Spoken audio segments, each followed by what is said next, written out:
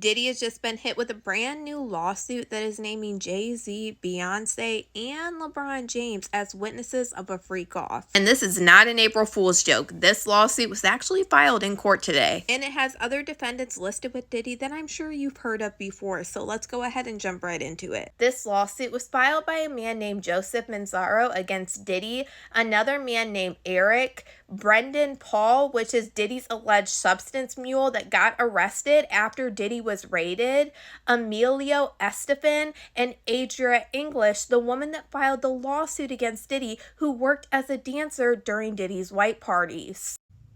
This man is alleging that he was given substances and then transported against his will and was a victim of an organized criminal enterprise beginning in 2015, organized and facilitated by the defendants. He alleges that there was a pattern of threats, concealment, manipulation, and psychological coercion that persisted for years. And he is alleging that these defendants obstructed justice by doing cover-ups and intimidating him and enabling these crimes through conspiracy and concealment. He is alleging that he has medical records from a licensed urologist and a surgeon documenting this SA, disfigurement, and serious hernias, which continue to impact his quality of life and physical well-being. This man is alleging that Brendan Paul relayed Diddy's instructions and coordinated his transport, and then Adria English, who referred to herself as Diddy's assistant, acted as an enabler and a co-conspirator, assisting in the plaintiff's targeting, isolation,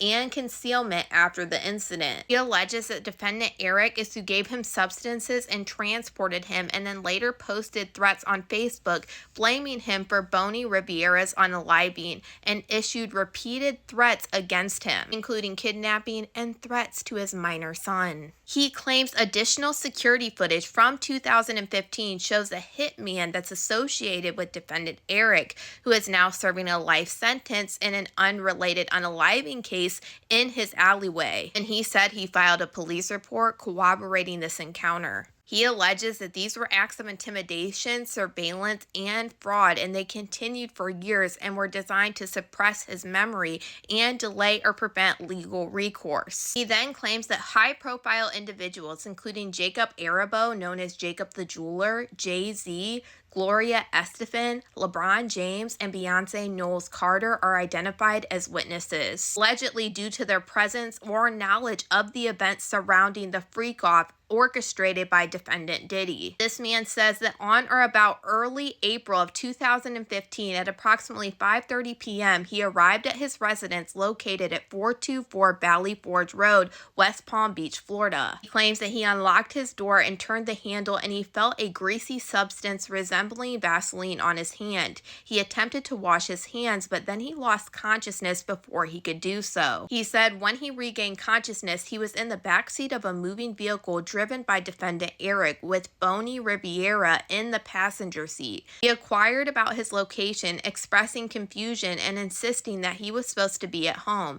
Then, before losing consciousness again, he overheard Bonnie Rivera telling defendant Eric that he was regaining consciousness, asking, "He's waking up, cuz, what should I do? Do you want me to knock him out?" And Eric responded, "No, don't touch him. Don't worry, just give it a minute. He'll fall back to sleep again. I gave him a lot of scopolamine." He claims that he regained consciousness at defendant Eric's residence in Deerfield Beach, Florida, where he was being forcefully held, and while he was there, he witnessed a man named Omar Bravo deliver 2 grams of illegal substances. Then alleges that he saw Brendan Paul, the man who had worked for Diddy, who is allegedly Diddy's substance mule, who was appearing nervous, and he sat nearby with a motorcycle helmet in his lap. After the transaction, the substances were placed in Brendan's backpack. Before leaving, Brendan stated that Diddy wanted him to be brought to the freak-off event, making him realize that he was being transported against his will. Upon arrival at the security booth at One Star Island Drive in Miami, Florida, all occupants of the vehicle were required to present identification, which is Diddy's home in Miami. This man alleged that he was forcefully rose up for a positive identification, and Eric informed security that they were attending an event at Espin Mansion, mentioning that it was Christian's birthday party that night. The security logs at the entrance of Star Island would reflect this entry. He claims that he was then dragged through the back entrance of the Estefan mansion at approximately 12:30 a.m. Inside, Gloria Estefan allegedly panicked upon seeing him in a deteriorating state, demanding call an ambulance. However, Emilio quickly silenced her and ushered her away into the crowd. And what I find weird about this, Diddy has been friends with the Estefan family, the husband and the wife, for years. Here is him with Gloria Estefan, and here he is with Emilio Estefan. And back in 2021, Diddy actually purchased Gloria and Emilio Estefan's mansion to expand Star Island. This man then claims that he saw LeBron James, who is wearing a white bath towel, brown shower shoes, and carrying a shaving bag, walking through the hallway. LeBron James looked at him and, in response to Gloria Estefan's plan for an ambulance, remarked, "Y'all better do something about that." He then claims that he was led by Adria English, who identified herself as Diddy's personal assistant, through a concealed tunnel that was connected to the Espin mansion to Diddy's mansion. Said he found himself inside a large party area. Upon information and belief, he believed that it was Diddy's son's birthday party. He said that Jay-Z and Beyonce Knowles Carter were seated in the room, and upon seeing him, Beyonce Knowles Carter asked, "What is this? What is this about? Why is this half-undressed white man with a mask standing here in front of me?"